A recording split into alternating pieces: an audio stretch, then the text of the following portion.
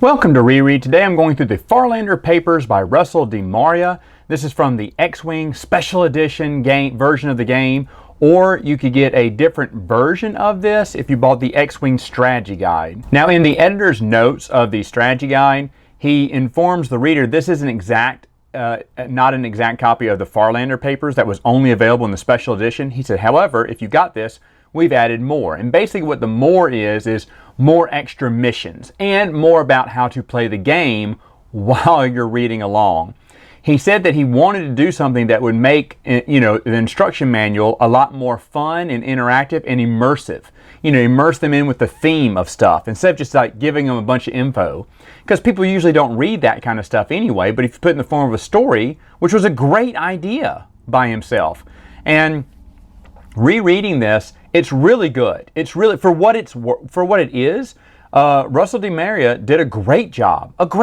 And it's so cool that he was that creative to say, no, we're not going to make a regular instruction manual. We're going to have it read like a book. He's great. And I think he was a huge Expanded Universe fan. I'll explain why in a minute. There are some, I would say, errors here. One of them, he says, because this came from George Lucas. This was George Lucas' old view of the Clone Wars. The Clone Wars happened a long time ago, and the Empire didn't take place right after the Clone Wars, because it says there was peace after the Clone Wars ended.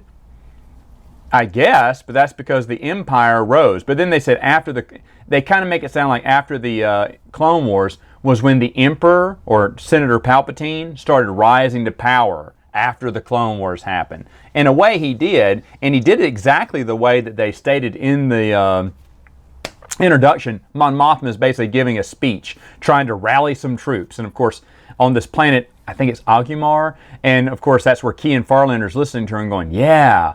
And after he hears this riveting speech of the history of, Palpatine's corrupt rise to power, he gets a pamphlet that tells him about the species and planets, basically something that explains the game.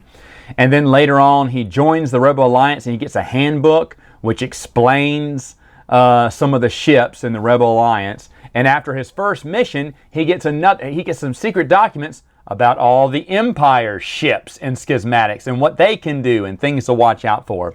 Again, basically giving you tips and tricks on how to play the game, which I thought was fine. Like I said, it doesn't feel like it's, unless you're reading all those little pamphlets and little, what are they called? Segues into the game. The story as is very brief, but it's fun to read. Now again, you don't have, I think it's kind of hard to track down the Farlander papers, or at least it was for me back in the day. And this was like, Lucasfilm was still owned by George Lucas back then, but it had been about 10, 15 years probably removed. The game was almost 20 years old at the time. And I was like, well, I probably won't find a copy of this. And I found one on eBay. But to get the strategy guide, because I bought that afterwards when I heard it had a little bit more in it, and I've read them both, and all the strategy guide is just more adventures, and I'm sure they're from the video game, but I didn't feel like I was missing anything by, not playing the video game. But at the end of the story, Mon Mothma gives him the rank of lieutenant. She went, don't I know you? He went, yeah. A few weeks ago, you recruited me, on this planet. She was like, wow, you've proven yourself, Lieutenant. Good job. And she went, I sense the Force is strong in you. What? Okay, that's from the, I'm sure that's from the video game, right? Because every hero back then had to be Force sensitive as well. But how does Mon Mothma know this? Because she goes, you're very lucky. I think the Force is strong with you. And so as Farlander goes to bed that night, he thinks, well, I like the word lucky better. But as he drifts off to sleep, he hears the voice of Yoda giving the same instructions that Yoda gave to Luke on Dagobah. Again, I don't think that's too cheesy when you talk about a little novella to a video game that was created back in the early 90s, I think. Yeah, it doesn't bother me. And I don't think, I know he's mentioned in the EU one other time, but I don't think his story is continued after the Wing, the Wing books. The Wing video games. I don't think he's in anything else. Again, I could be wrong because my weak spot is, of course, the video games. I don't have much video game knowledge when it comes to the Expanding Universe. But when he gets a copy of one of the handbooks, it says he gets a copy to read about the, oh no, it was the first one about species and plants, the ever-expanding universe that he lived in.